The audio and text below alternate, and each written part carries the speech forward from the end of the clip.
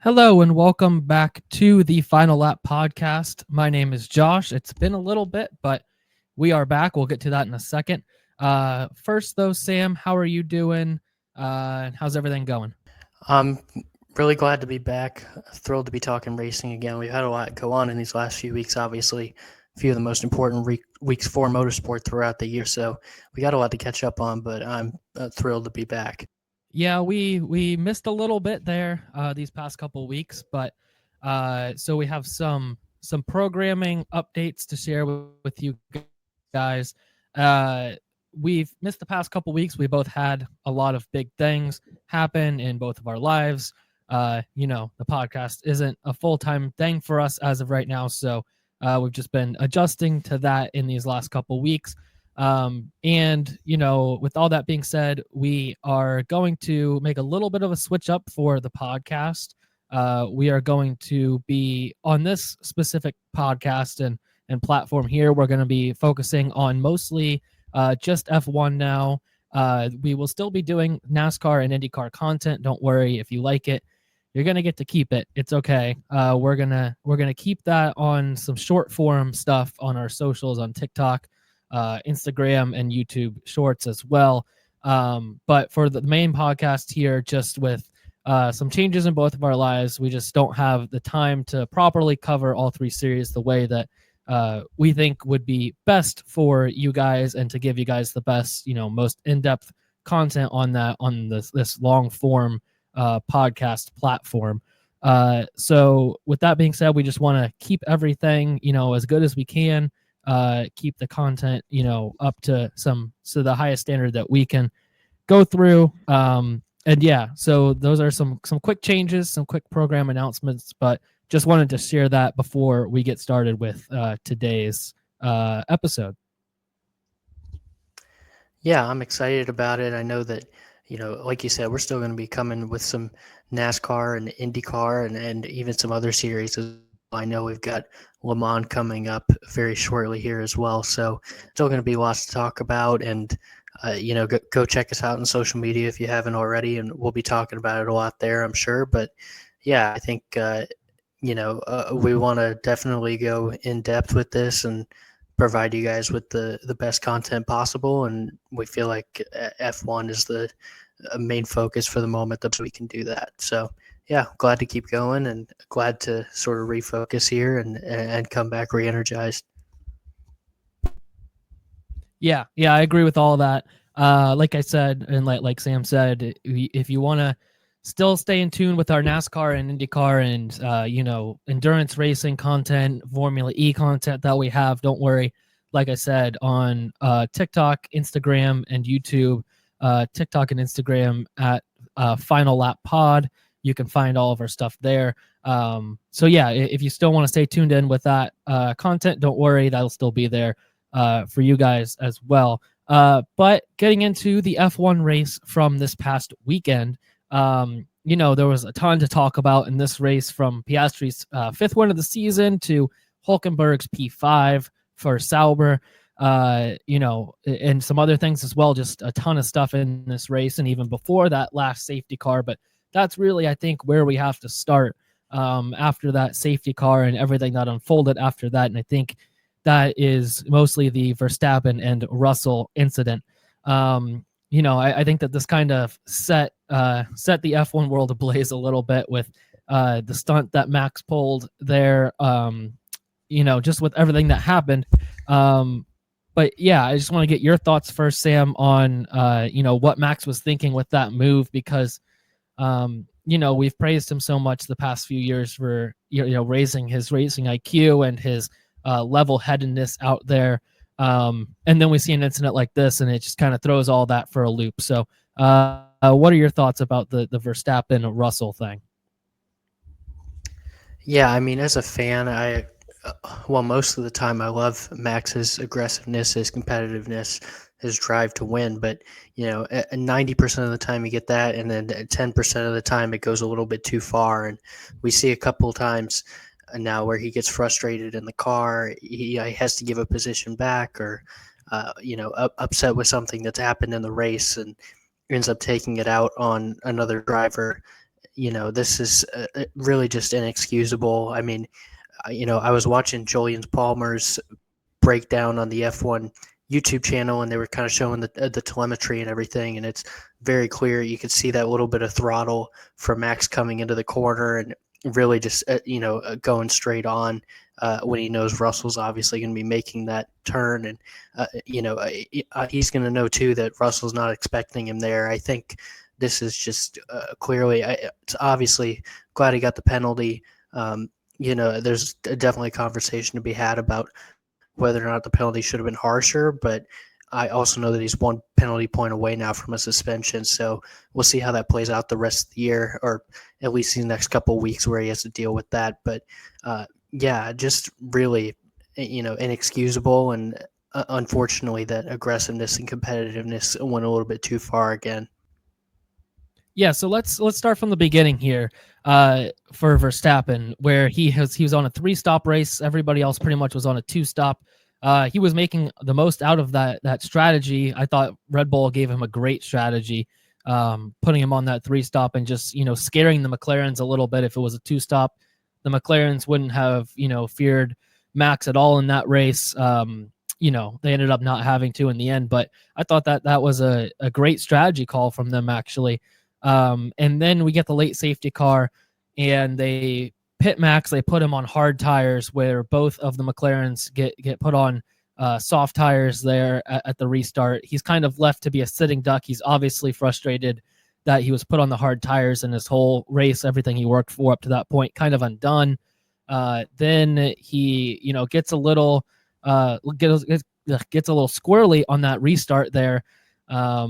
And gets overtaken by Leclerc into turn 1, kind of actually gets overtaken by him on the straight. They have a little bit of contact. Max is not happy about that already. Then George sends it up the inside, makes contact with him there. Verstappen goes off the road, forced to go off the road. And Red Bull comes back and they say, you should give that place back to George.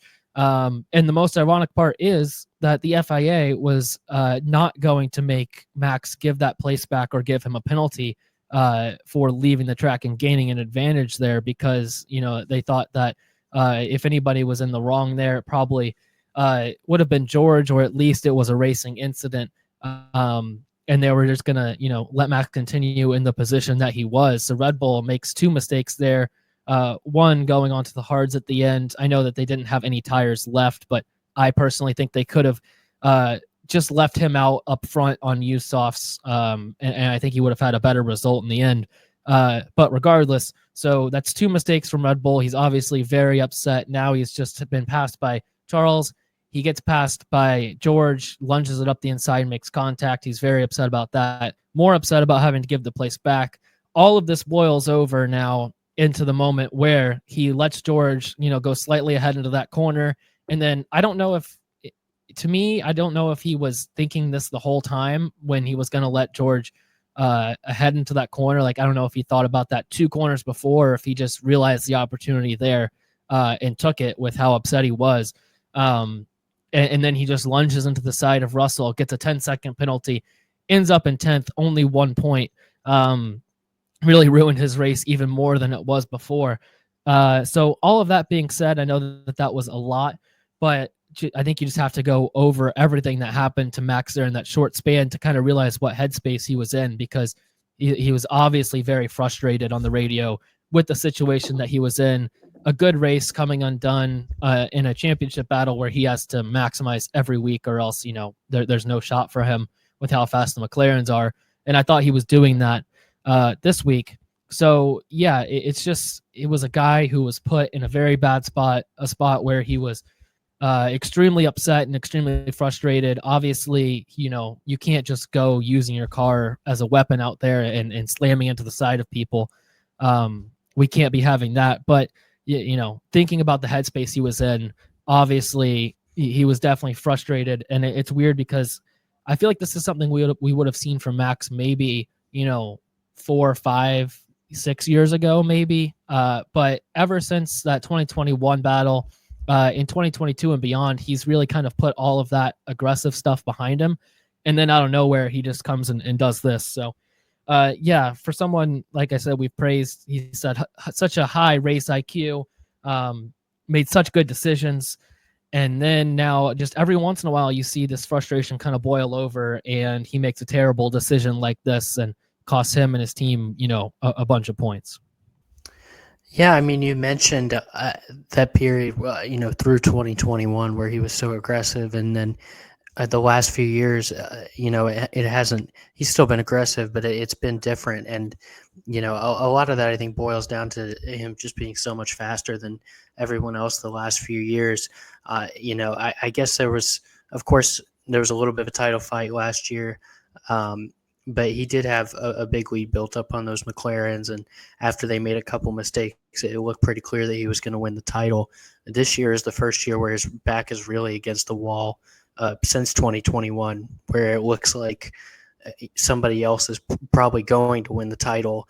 2021, of course, was back and forth, but regardless, his back's really against the wall at this point. Like you said, he pretty much has to be perfect, and he is close a lot of the time. But I think maybe just a little bit of that old aggression came back out of him, and he does end up kind of getting screwed, for lack of a better term, by the safety car, and then his team choosing to put him on hards, which he clearly was not happy about and clearly frustrated with. And I agree with you that I think the soft would have been the play there, that things would have gone a lot better, even a used pair.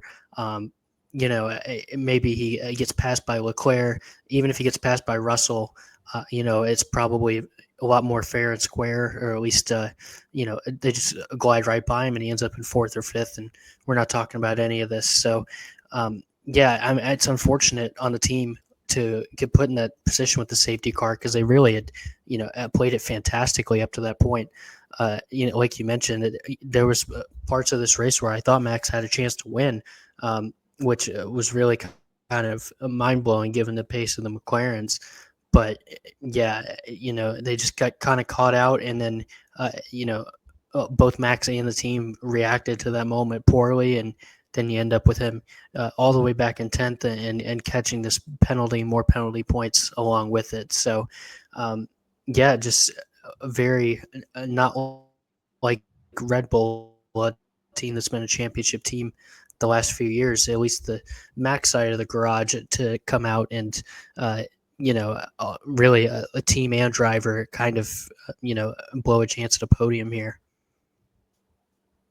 Yeah, to me, I'm fairly confident that if they leave him out on the softs, he presumes the lead of the race. He's on 8-lap-old softs. The McLarens are on new ones. But I firmly believe that he finishes no worse than third in that race. Just because, the way that the laps, kind of ticked down under the safety car, there was 6 or 7 laps to go at that point. It's a pretty short lap in Spain, so you have that going for you as well. And the tire fall off was pretty big, but 8-lap-old softs, it wasn't like it wasn't like he was on 15 or 20-lap-old softs. He still had some pace in those, I think.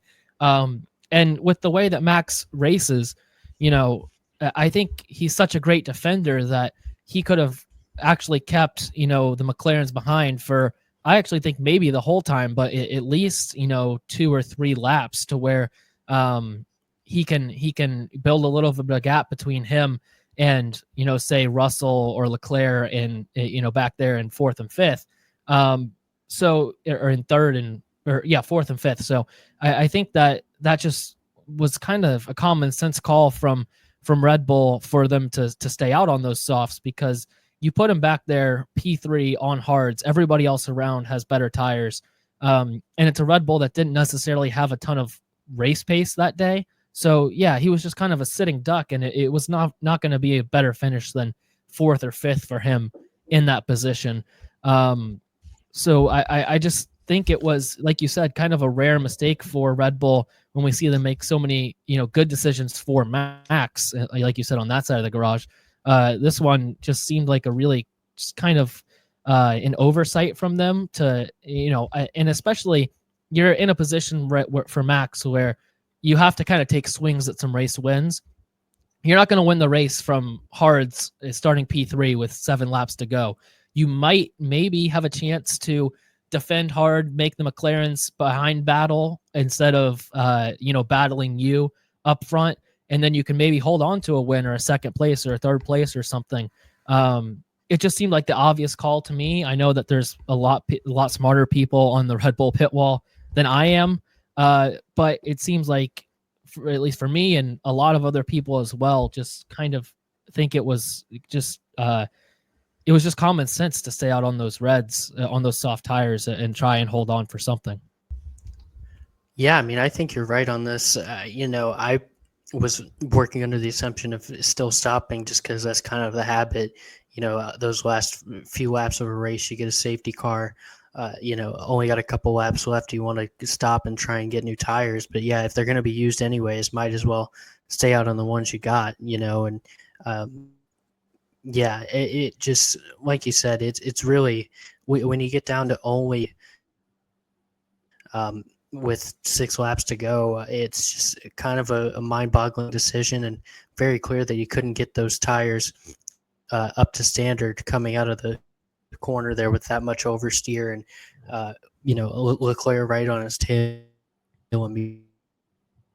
immediately.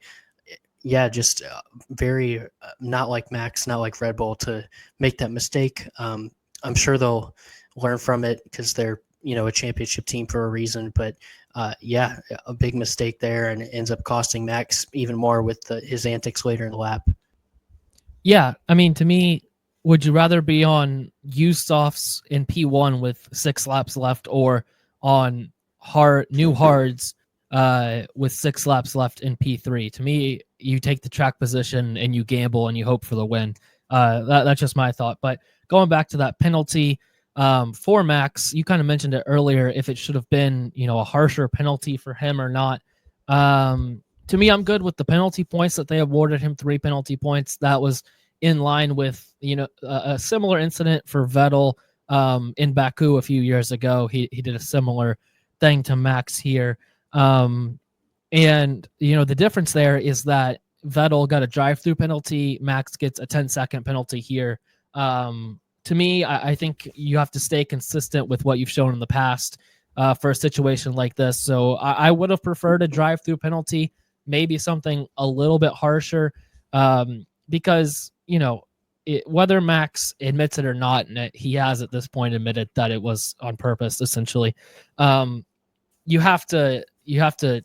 can tell, right? I mean, sometimes you can just see it, you just know. And that's one of those ones where whatever the driver says, you can look at the throttle, you can look at just the onboard, and you can tell that was on purpose. So I would have preferred a little bit of a harsher penalty. I'm fine with the 3 penalty points, like I said, but maybe stick in line with what you've done in the past, and a drive-through penalty. I don't think it makes that much of a difference. He would have gotten 0 points compared to 1. In the end, in the grand scheme of things, I don't think it's gonna be a championship decider, but you never know with this stuff. So I would have preferred them to keep it consistent with what they've done in the past. Yeah, I think the only thing with a drive-through penalty is you've got such a short amount of time left in that race, only a couple of laps. I mean, they didn't even administer the penalty until later. So, That's true. I think that at the end, yeah, I think that, if there was 20, 30 laps left in the race, or race had just started, and some incident like that happens, then a drive-through penalty would definitely be warranted.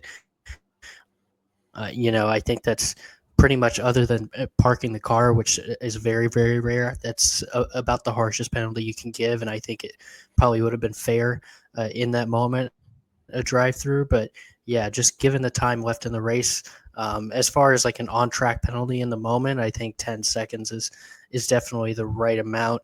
I think that I think the bigger argument would be whether or not he ends up with a suspension, going forward, just like 1 race suspension. But I think, like you mentioned, given the penalty point situation, that he's that close to 1 anyways. I don't know whether the FIA would actually pull the trigger on that and, get rid of him for a race, because I'm sure there would be a lot of backlash and controversy with that.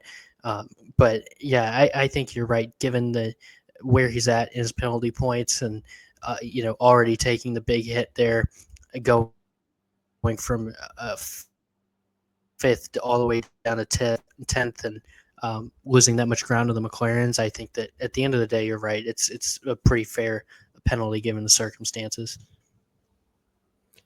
Yeah, that's a great point about that they didn't even give the penalty until I think the race was already over at that point. So a drive-through might have been difficult in that situation. So yeah, that's fair. Just considering all the time left in the race, I think 10 seconds actually, to your point, is a fair penalty in that situation. But yeah, I'm with you. I don't know if they will administer a one race ban if it's necessary, if he gets one more penalty point. To me, I think you have to, because a year or two ago they gave it to Kevin Magnussen when he went over the 12. So I don't think it should matter what name you have in the sport. If you go over, you go over. But I agree that it's definitely going to put him in a bit of a pinch, because Max is one of, if not the biggest name in the sport, and he has a ton of fans. So whatever race he gets booted for would probably suffer a little bit from that. So yeah, to me, got to keep it fair and straight between, if you're going to administer it for Kevin Magnussen, you got to do it for Max. But yeah, it definitely puts him in a bit of a bind there for sure. Yeah, I mean, we love Magnussen, but he certainly was kind of driving out of his mind at some points last year, and yeah, Max kind of, this is one incident, and I don't, but if he continues, and ends up with another similar incident, even if it's not as severe as this one, you're right. You got to not have the double standard, and have some consistency on that. And unfortunately, that's just the way it is. But you got the system in place for a reason. I mean, you don't want these guys driving like madmen out there, willing to take the one race penalty. You got to be willing to hammer down a little bit and succumb to that. I know that 2 of those penalty points, I believe, expire at the end of the month, so he'll have a little more breathing room. But I think still through about October, he's going to be kind of on the edge there, where if he has another incident like this, that there could be a suspension. So, yeah, a lot to ponder there for the FIA. If another incident like this comes up, what are they going to do, and how are they going to handle it? Yeah, I think the FIA will be praying very hard that Max doesn't do another thing like this, so they don't have to make that decision. At least in Canada, try and keep it clean, Max, and so that the FIA doesn't have to make that decision. That'll be the FIA's stance, I think. Moving on past this to the race winner. We're 20-something minutes in, and we're just going to talk about the race winner. But here we are. Oscar Piastri, 5th win of the season, opens the gap back up in the championship to 10 points over Lando Norris.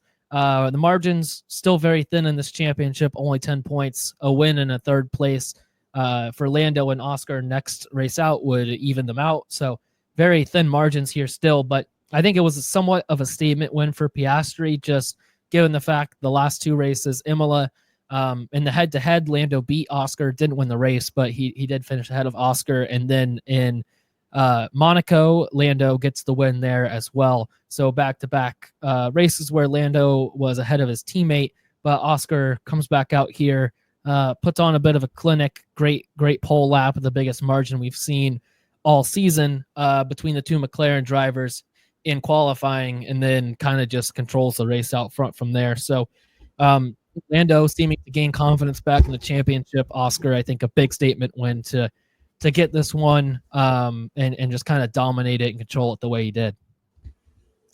Yeah, this was a massive win for Oscar, because I think we all felt a little bit of momentum for Lando coming out of Monaco, that maybe he was going to kind of turn his season around. It's been a little bit of a disappointment by his standards so far, at least the standards of a championship driver. And Oscar had been kind of the dominant driver in the team until that point.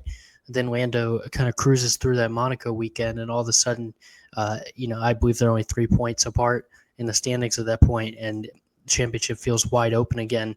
And this certainly isn't Oscar shutting the door. It's far too early in the season for that.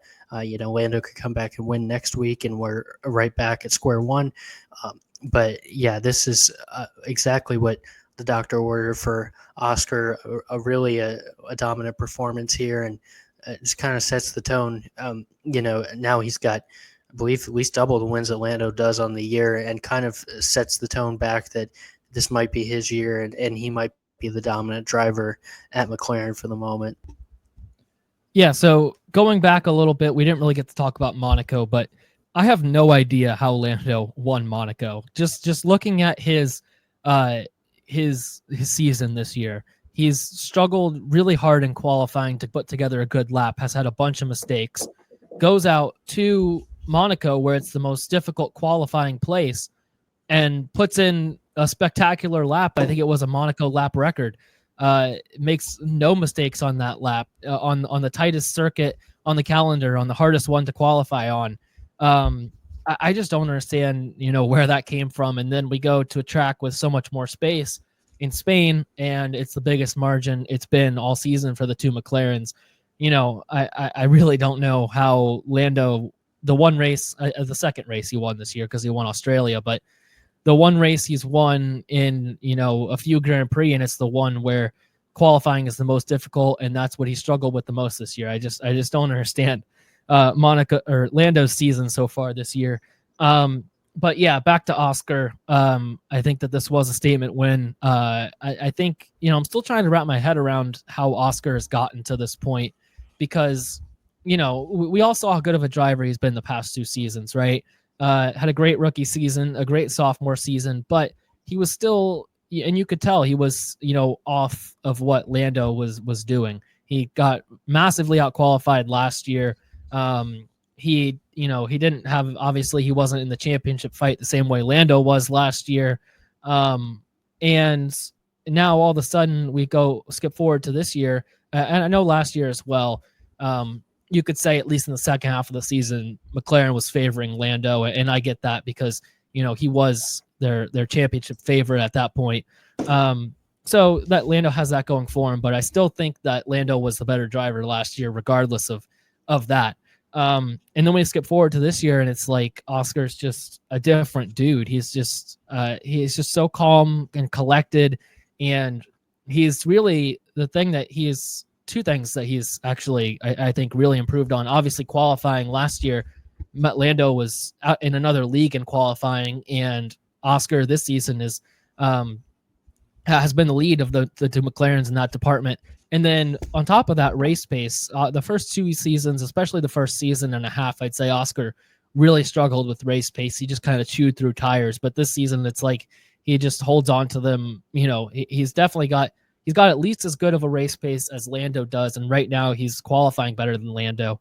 So yeah, I know Oscar's a good driver. We've known he's a good driver for a while, but just the massive leap that we've seen, I think is kind of hard for me to put my head around because of the margin that we saw the past two seasons for Lando to Oscar, and now what we're seeing here, kind of in the opposite direction from Oscar to Lando. I don't know how you make that jump in one off season. Yeah, it's kind of, has me speechless. Oscar is double 6-3 Lando in qualifying, and then 5-2 so far in race wins. Just a total, I don't want to say comeback from last year because we all knew he was talented. We saw his pedigree, had the, likes of Leclerc and Russell. He was kind of on that level coming through F3, F2, and then ends up having the city year there at Alpine. And, I think he just maybe need a little more time with the car, maybe just a little more familiarity with F1. Something has clicked with him this year. And he has really found another gear that I think we all knew he was talented, but this is a next level, and he's clearly one of the best drivers in the series at the moment, and not just because he's got the best car or anything. He's really looks fantastic. I will say, going back to Monaco briefly, I know I'm usually pretty harsh on Lando, but that was really a spectacular lap. And I got to give him extra credit too, because you could tell that Oscar was struggling with the car Monaco weekend, that he was getting loose a lot and really struggling with oversteer all weekend long. But Lando, in contrast, kind of found a way to wrangle that car. And yeah, it may not have been pretty all weekend, but delivered one of the best laps that I've ever seen around there. So a credit to Lando. Like I said, he's not out of this, but Oscar certainly found another gear that Lando's going to have to match in the second half of this season. Yeah, to me, like you mentioned, I think it's weird because the past 2 seasons with Oscar, right, we've seen he has those moments where he breaks through, and we all see what we've seen so far this year, but it was more few and far between. He wasn't doing it as consistently, which is weird for a guy that I've always felt is, as cool and calm as he is, that he wasn't having that consistency. But this season, maybe it's just the years in F1 now. He's catching up. He's been, this is his third season. He's more comfortable. He's more confident. All that. Maybe that's it. Maybe this iteration of the car is just more favorable to Oscar's driving style. I think that's certainly a possibility as well. So yeah, I think that there's a lot to take in, that why Oscar has had such a good year. It is just crazy to me that we've had such a big jump between those two. But yeah, it's still a very open championship. I wouldn't put Lando out of it at all. It's only 10 points. That's one race, and things can flip pretty quickly. And we have to take into consideration that there's 15 races left, so we have a lot of racing to go.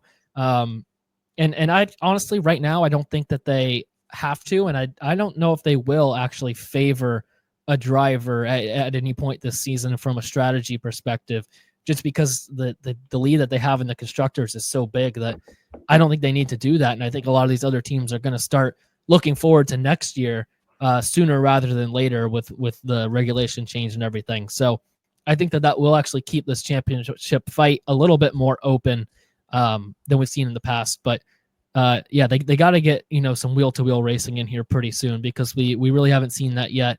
I think it's just because they're so matched on pace that whoever qualifies better is going to hold that lead. And that's kind of that for the race. So it's still a qualifying championship to me between those two, just because I think their race pace is almost exactly the same. So Lando, if he can get that qualifying more consistent, I think he's right there for sure. Yeah, I'm with you. I was just looking at the stats from last year compared to this year. Oscar got beat 21-3 in qualifying last year.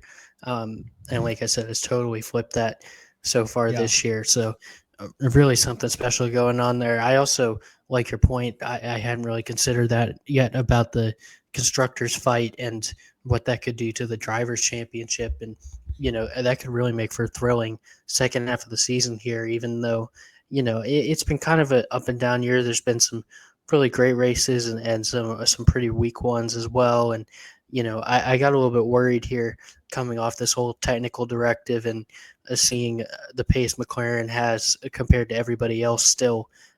It's really a one-team fight, and, maybe Max can get in there if the track really fits Red Bull, but otherwise it's kind of McLaren and everybody else. And, it just I think you're right that a lot of these teams are going to start to look forward to next year.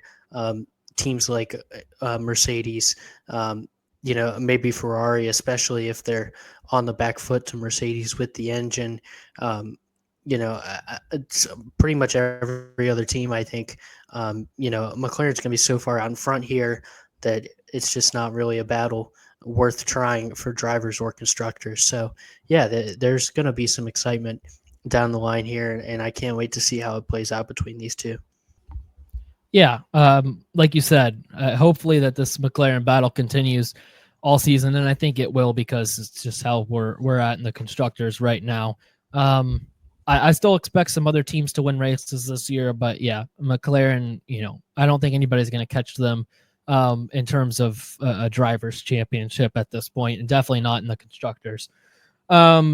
Moving on, Lance Stroll, a big kind of thing at the weekend. Lance Stroll out for the Spanish Grand Prix wrist and hand problems, the same wrist and hand that was injured in that biking incident a few years ago, kind of coming back up. He said he's been dealing with it for a few weeks now, and no one replaced him for the Spanish Grand Prix, and it's going to kind of create a major dilemma here if he's not back in time for Canada, because their two reserve drivers are currently scheduled to race Le Mans that weekend.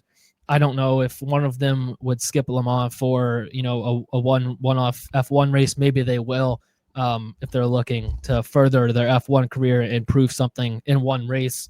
Hard to skip out on Le Mans though. And then Jack Crawford as well doesn't have enough super license points at the moment to race in F1. So either they go with one of their reserves, try and convince them out of Le Mans. I don't know what that contract situation is like, or they try and find someone kind of outside of their reserve system. There's some guys waiting in the wings. I don't know if they go with Bottas, or if they go with Bottas has the Mercedes tie. Aston Martin still using Mercedes engines right now. Maybe they try and bring in Checo. I don't know. I think that there's still probably some ties there between the Strolls and Checo, given their past. So maybe they go in that direction. I'm not sure, but it'll definitely create an interesting dilemma for Aston Martin for this next Canadian for the Canadian Grand Prix. And I don't know how long he's going to be out with this. He might be back for the next race. It might be a few races. So kind of opening up a spot at Aston Martin as well for someone to prove something, which I think could be very fun to watch. Yeah, I checked in on this a little bit. It looks like that if the spot was offered, that at least Drugovich would be down to take it and go to Canada to race for Aston Martin. But that's still, there's still a dilemma here of you got to give him enough heads up. You got to give him plenty of time to get over to Canada. Obviously, yeah. I honestly don't know which team he's racing for in Le Mans. I haven't done my full Le Mans research yet. I believe he's doing Cadillac, I believe. Okay. Yeah, so they'd have to find a replacement too. It's really quite the dilemma. I'm hoping that they can get it settled early. I do think, I'd love to see Drugovich get a shot just because he's a former F2 champion, and we like seeing the young guys get shots. But at the same time, I'd love to see a guy like Bottas back in the car. I know we just got done talking about the McLaren title fight and how we're excited to watch those guys fight. But if it gets to a point where that's settled later in the year, I'd love to see him in that McLaren. Seeing Bottas drive around out there, I think that would be fantastic, competing for wins and podiums and all that. But regardless, if it's Aston Martin, that'd be great too. I think it's unfortunate, of course, with Lance. You never want to come into a seat like this. Luckily, it's just a short-term injury and just a hand wrist injury, not something more serious, but still unfortunate for Lance. And it's kind of a tough situation, I think, for whoever comes in, especially if it's a Drugovich who's tied to Aston Martin, because I think it's gonna be really tough for a young driver to break in there at the moment with the Newey project and everything. It feels like either they're going to keep the guys they have right now, or they're going to really swing for the fences at a Verstappen or someone of that ilk. So, but hey, something's better than nothing. And, I'm sure that if Drugovich or someone like that gets the shot, they'd be thrilled to take it. So what you're saying is Bottas should replace Lando for the rest of the season and fight for the Drivers' Championship with McLaren? Is that what I'm hearing? Hey, that'd be a blast. I think he's a little late to get in on the Drivers' Championship, but maybe if it's like decided at Abu Dhabi, he can get in for the last race, and maybe they can get, I don't know, they do like a championship ring, like in basketball or something, get him a ring. That'd be great. If he wins out, if he started right now and won every race for the rest of the season and Oscar finished second, I wonder if he would be able to catch him for the championship, or if that wouldn't be enough. I don't know. I would He, hope. I I don't know would the hope math, but I think he probably could. Yeah, if 15 race wins, I think that would be enough. Um, that would be electric. but hey, who knows? Yeah, that'd be a blast. Yeah, I think even if he doesn't hop in for Abu Dhabi, he deserves a ring from McLaren. Even though he's been with Mercedes the entire year, I think he still deserves a ring just because he's Bottas and he's cool. Yeah, just get him something from all the Mercedes powered teams. Get him in there, Yeah, Williams for a race, or just something like that. Spice it up. for sure. But yeah, so for Stroll, it's tough, especially he's gonna if he misses out on Canada, that's his home race. That's tough for him. But maybe it'll open up some opportunities for Alonso in Canada to score some more points. So that would be sick. I would appreciate that. After his first points, which we'll get to in a little bit. I think not to spoil personal podium for me, but he'll be on there. Moving to Lewis Hamilton, tough race for him, tough couple of races for him. He was well behind in Monaco and then here as well in Spain. He said it was the worst race he's ever experienced. I'm just not sure where we're at with Hamilton right now in the first Ferrari year. I wasn't expecting it to be spectacular or for him to be world champion this year, and especially with this car, that wouldn't have happened anyways. But it really doesn't look good right now. And between just it seems like a lack of pace, and he's struggling with the car, combined with him and his race engineer just not seeing eye to eye pretty evidently over the team radio. It's been a tough start for Lewis, I think, at Ferrari, barring the China sprint race win, which was a heck of a performance ever since then, and really everywhere else. It's kind of been a bit of a low for Hamilton in his early in his Ferrari career, to say the least. Yeah, I think I would certainly use the word disappointing. I wouldn't say disaster because he's had a couple good moments, and I still think he's a very good driver, but disappointing, absolutely. I mean, especially when you look at the future of this Ferrari tenure, if there's a world where this might be the only shot he gets with them, he's already 40 years old.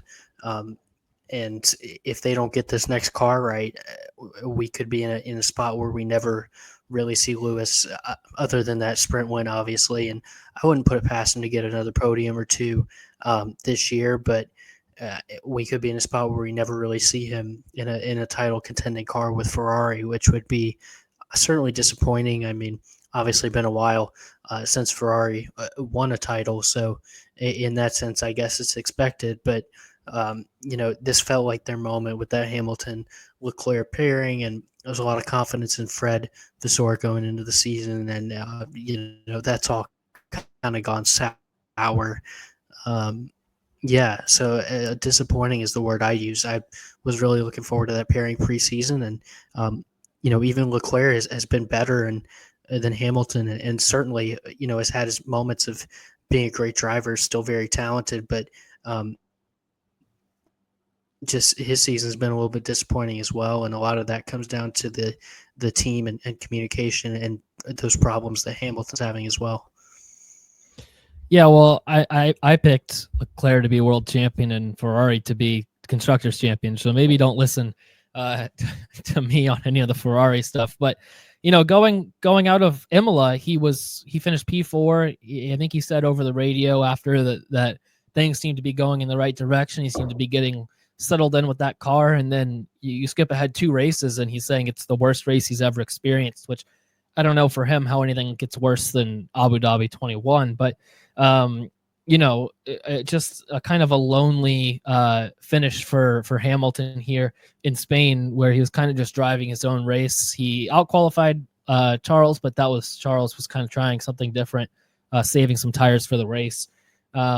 And Lewis was pretty obviously holding him up early in that race. So, it's tough, and I hope that things turn around, like you said, because I'd love to see Hamilton and at least a car that can win multiple races a season, not even fight for a championship, because with the new regulations and with where Ferrari is right now, I'm not sure that's possible in his time frame, but at least one or 2 Grand Prix wins for Hamilton if Ferrari, I think would be, huge. And I think it would be very historic for the sport, given Ferrari is the biggest team, and Hamilton, it can be argued up there as, the greatest of all time. If not, he's definitely on the Mount Rushmore of F1. So hopefully we see things turn around. But yeah, I think that I think it will, because I just think that there is pace in that car. I just think it's a different style, and maybe if they can get things figured out with him and the race engineer, things will turn around. So I hope that something happens here soon, because right now it's not looking good. But I'm not going to give up hope quite yet on the Hamilton Ferrari incident, or Hamilton Ferrari pairing, because we're only 9 races in. So I think that there's a lot left to unfold. Yeah, it's funny is I also think the horse race comment was a little dramatic and a little bit Yeah. of a heat in the moment thing, but I wasn't even thinking really about Abu Dhabi, even though that's the obvious answer. I was thinking of the Mercedes the year after, bumping up and down on the straights and all the porpoising. I felt like surely there was some worse moments in there than what he's experiencing with the Ferrari right now. But yeah, I think he's always an emotional guy, wears his heart on his sleeve, and I'm sure there's a lot of disappointment, um, you know, uh, going on with him right now, where he's just really struggled a lot with this car and struggled to adapt.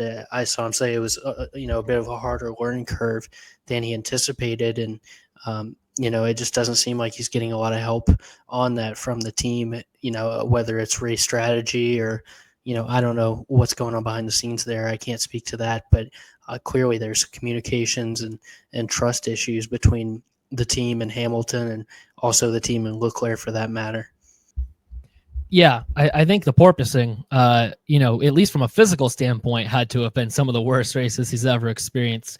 I remember a few times him getting out of that car and pretty much limping off into the garage after the race. So yeah, I think that's that Mercedes 2022 car probably had some pretty bad experiences in that as well.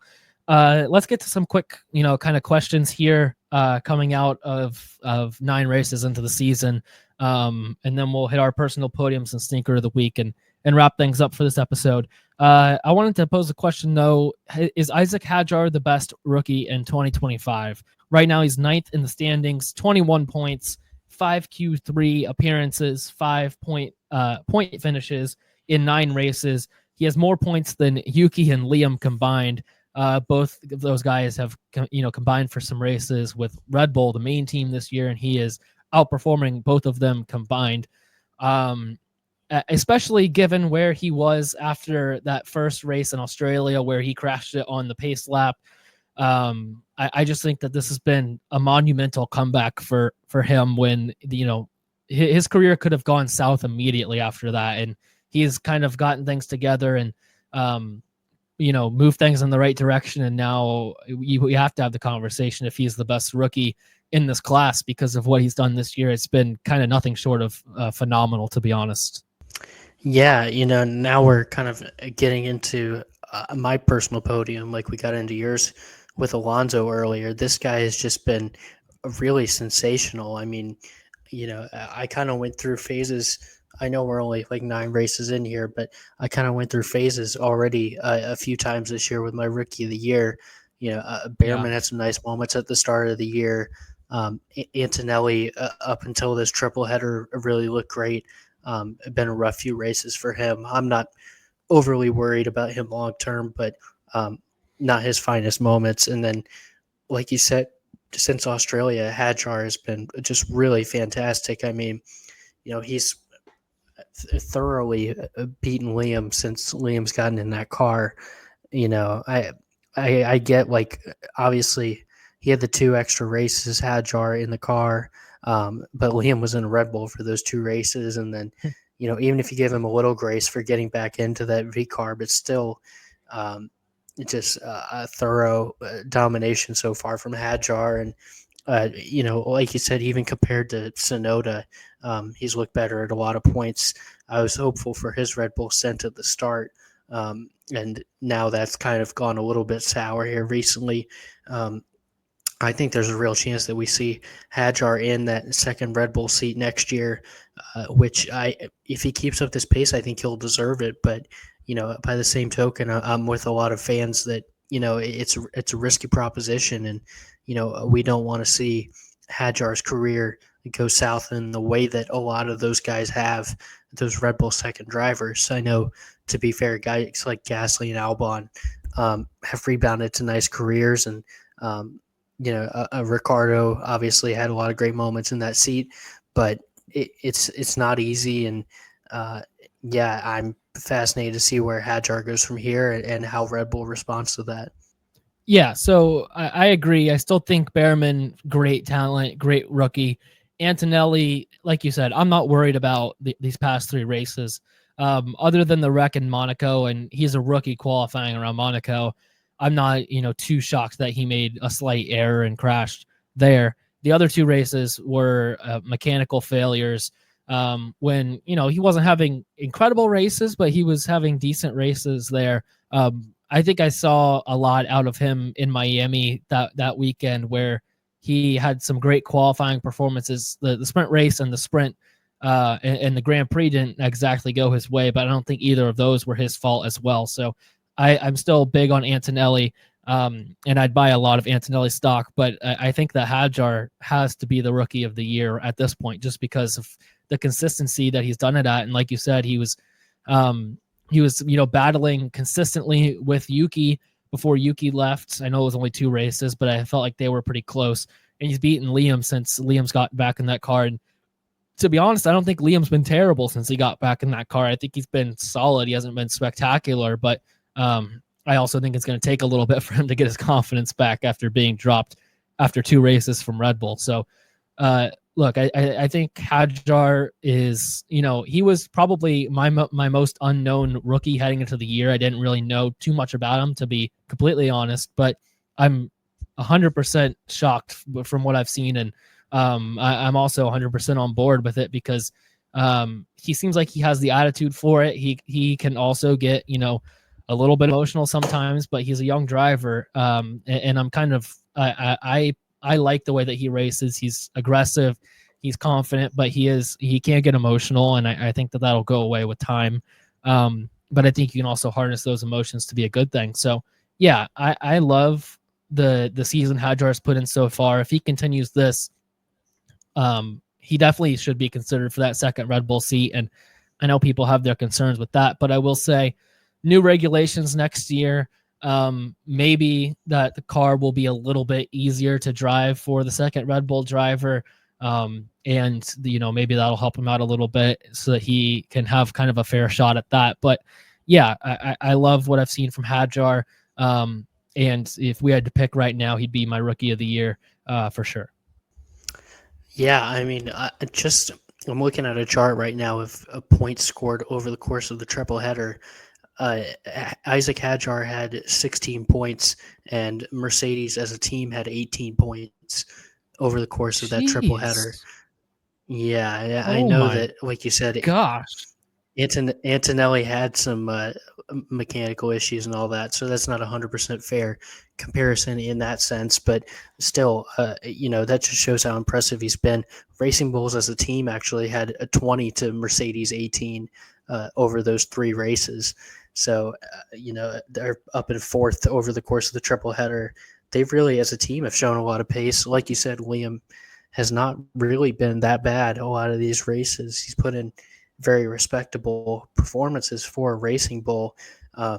He's going up against Hadjar, who's a kind of a man on a mission right now. And it's also on that same chart, he's seventh in points for that triple header. Just so impressive what he's done so far, and feels like he's getting even better as the season goes along. I think he's going to be a consistent, not every week obviously, but a pretty consistent point scorer for the rest of the season.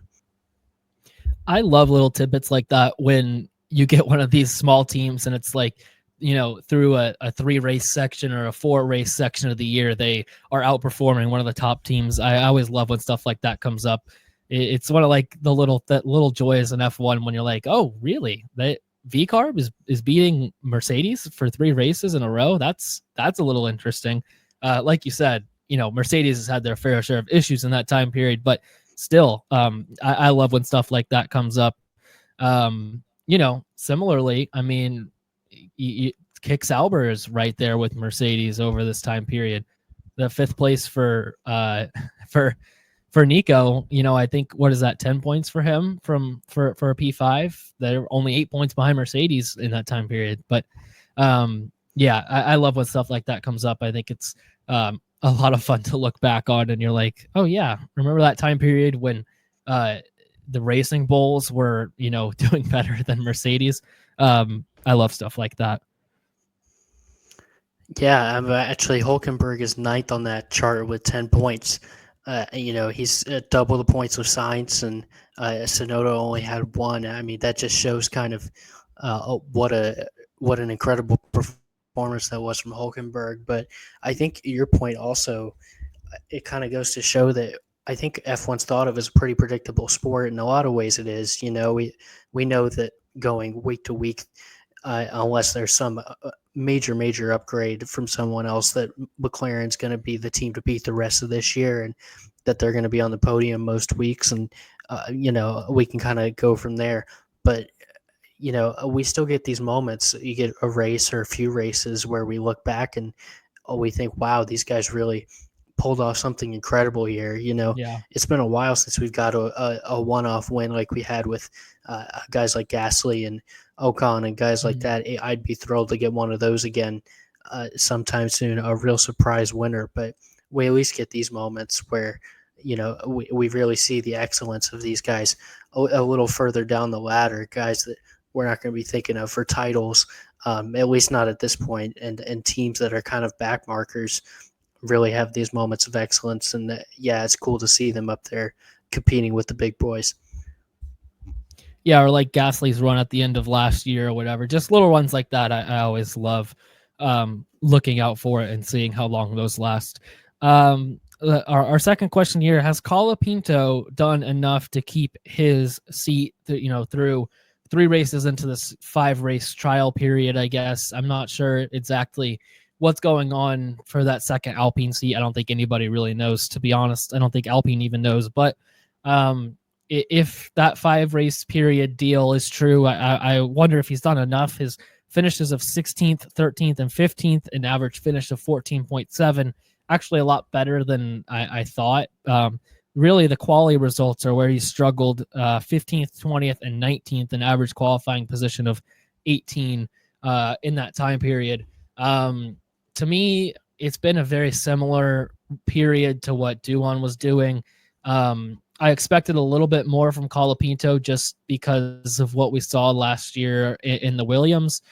So I think it speaks to 2 things. That one, this Alpine is an incredibly hard car to drive, and you're not going to get many points out of it. And for guys that are rookies like Duan and like Colapinto, essentially, he had some time last year, but he's still essentially a rookie.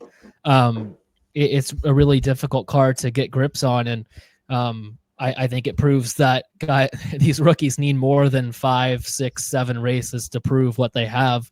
I don't think that's enough time to really capture what's going on with the car. And also, if you look at Colapinto's races, he gets thrown in, so it's his first race in Imola.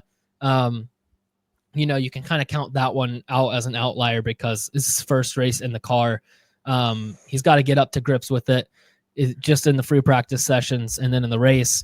Monaco is its own beast, so you can kind of throw that one out the window too. So we've really only had one kind of true race of Colapinto, but if it continues along this path, I think it's been very similar to Duan. So I don't know what Alpine does then, because can you just throw Duan back in at that point? If they've been so similar, do you just stick with Colapinto?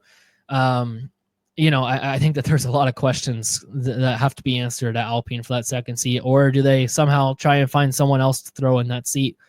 I don't know what the rest of like their junior program or reserve driver program looks like, but yeah, still this Alpine second seat drama just continues, and that organization just kind of continues to be one that seems to be run like a bit of a joke, to be honest.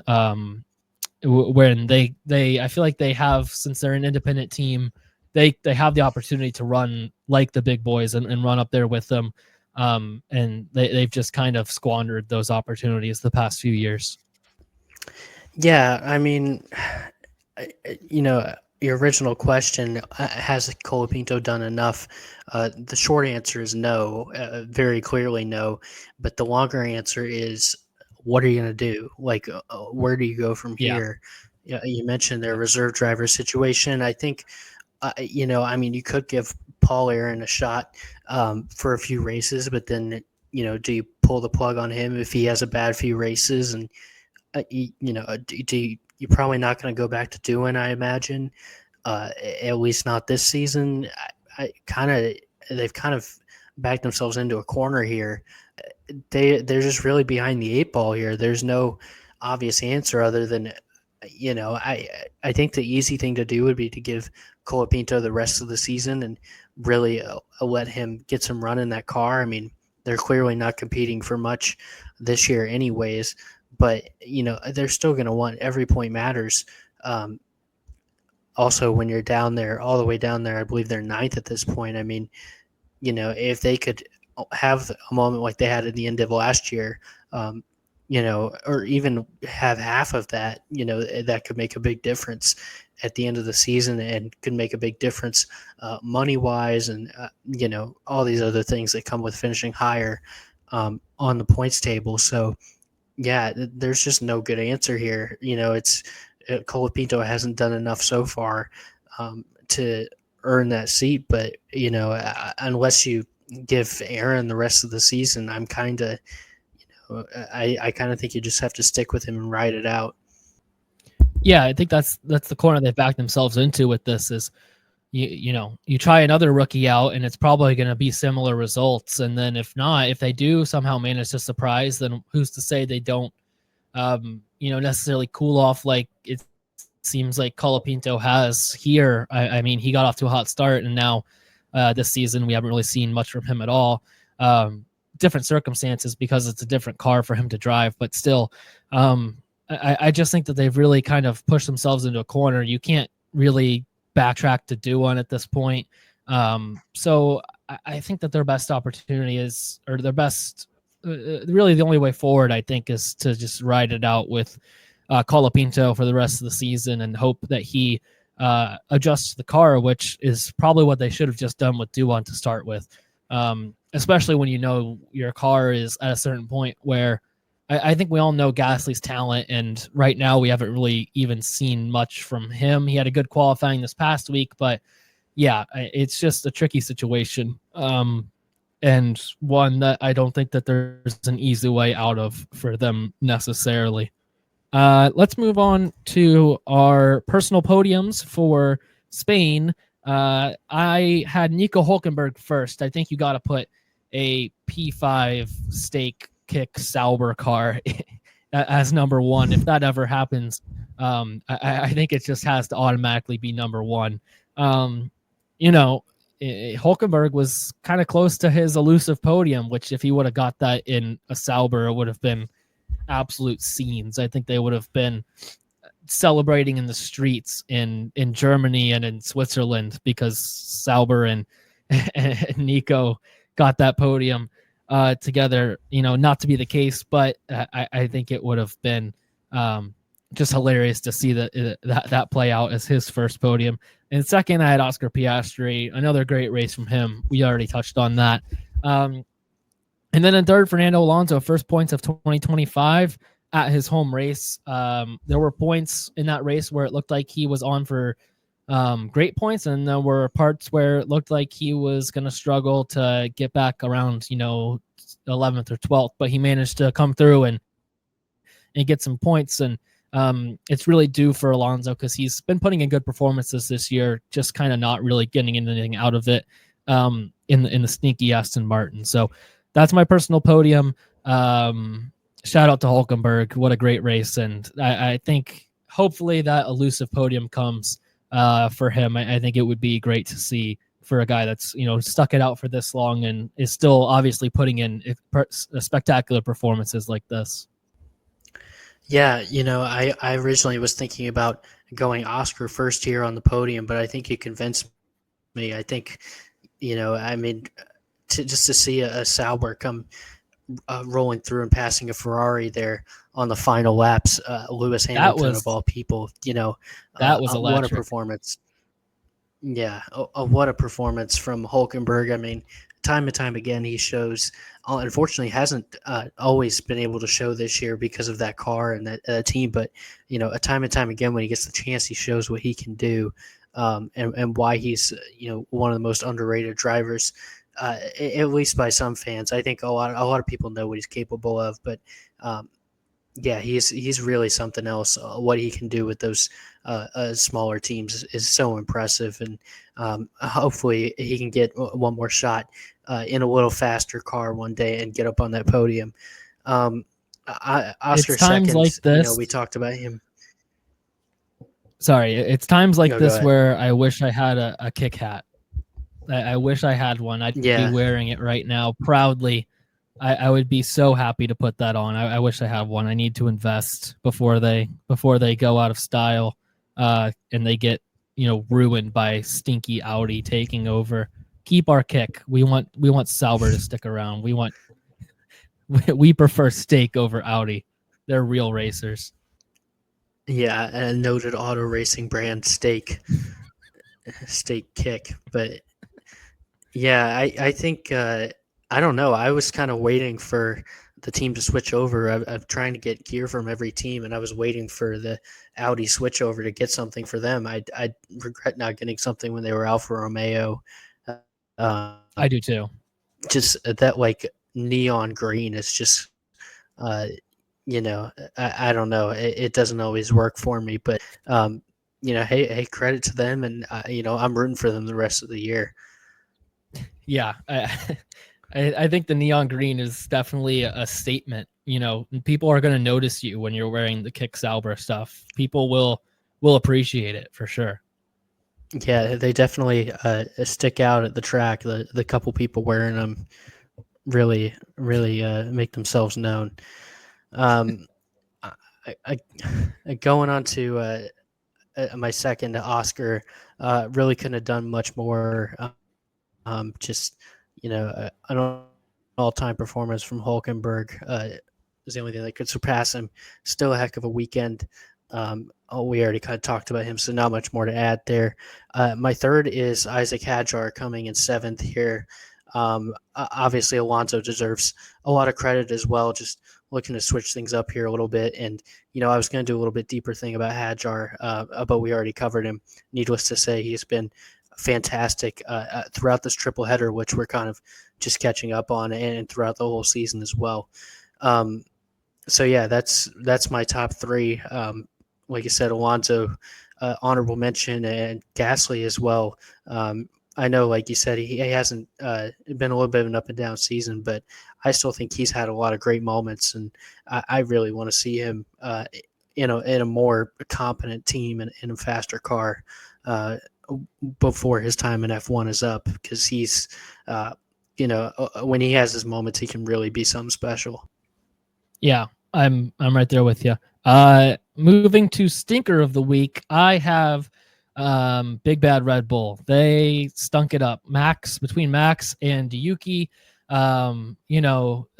were actually on for kind of a great race in my opinion because of the way that they, the strategy that they were on. I thought it was excellent. And then they put on the hards.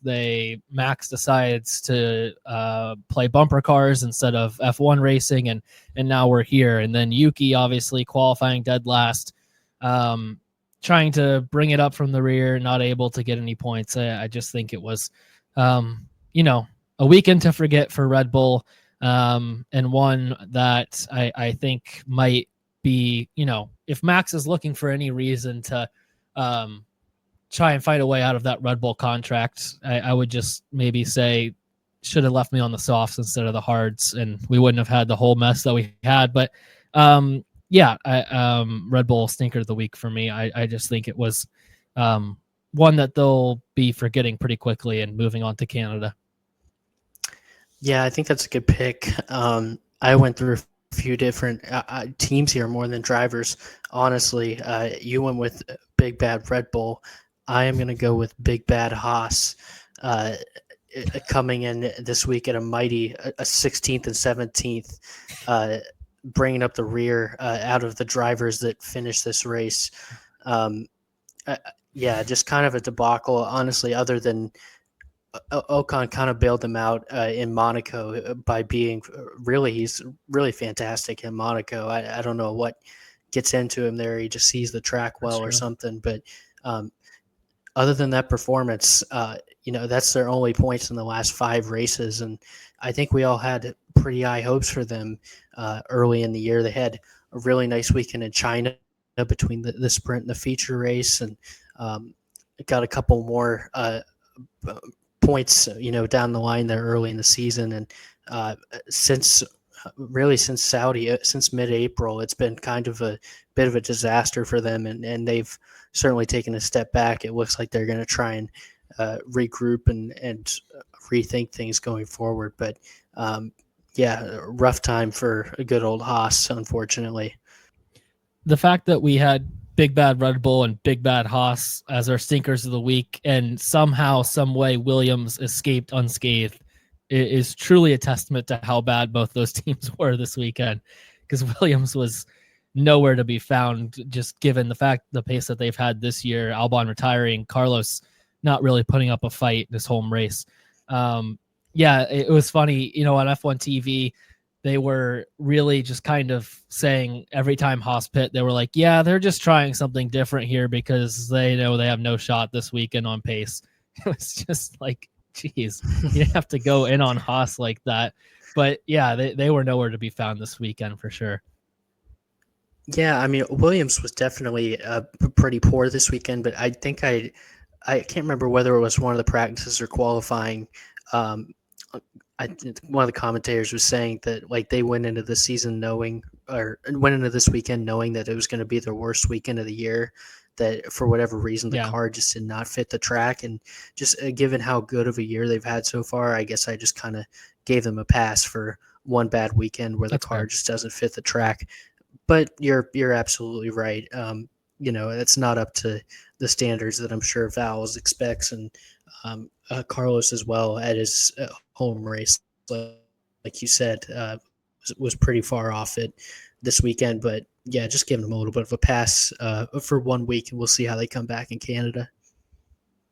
Kind of unrelated, kind of related. I feel like I'm a massive James Vowles believer. Like, I don't know why. Just ever since he got to Williams last year, I was kind of like, ooh, that's not exactly the direction I think they were heading. But I just think since he's gotten there, he's really turned that organization into like a serious kind of thing.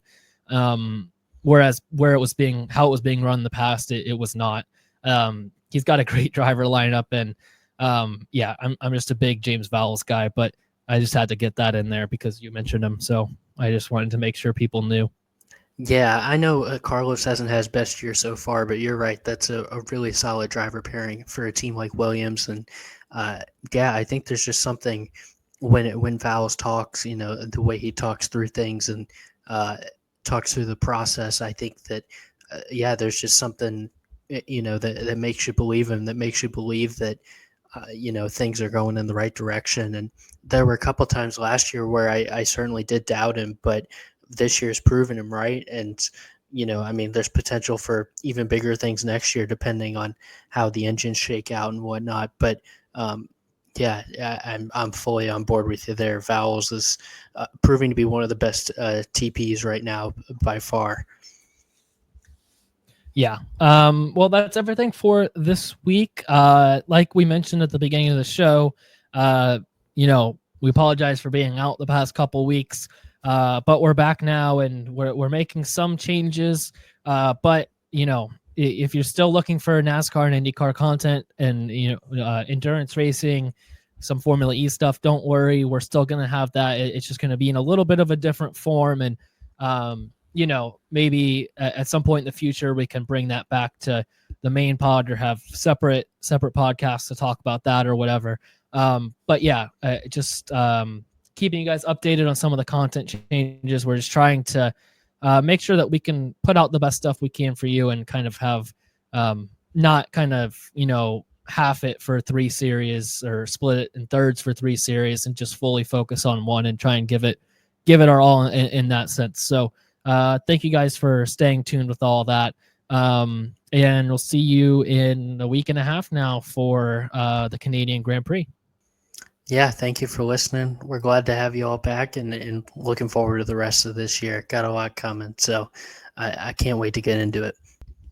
Yeah, thank you guys for listening, and we will talk to you now.